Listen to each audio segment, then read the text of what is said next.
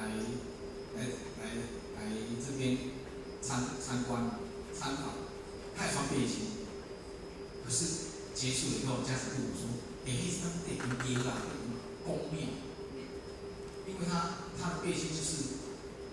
一个铃铛，我知道铃铛一个钟啊，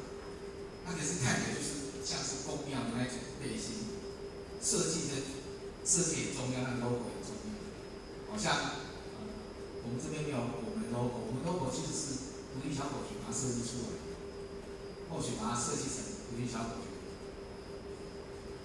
就是经书姿势坐正，经书摆正，左手压右手指，你看刚好是一个春的倒形，春天春的倒形，所以这样子我们这样子一个设计的话，根本都没有任何的一个宗教意义在里面，所以我们后来我们要设计一个 yes。一个圈，一个 S 来 Y，Y yes， 那个 S 刚好是一个以前的书简，Y 是两只手，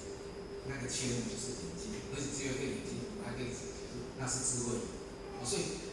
背心的设计你要很注意，两个案例是公庙，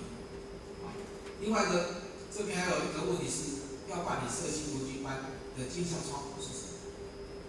或许是直接打电话给医生，直接打电话给校长，不要透过学校老师，因为老师不会上，直接找校长，校长室的电话你都一定可以查得到。你只要打台南市的小学，他有所有的各区的读经，各区的学校电话都会有，直接找校长，校长如果接得到，你就可以说我们要办什么活动，原则上。比较好，如果打到学校的老师，也不用讲，他会多一事不如少一事的。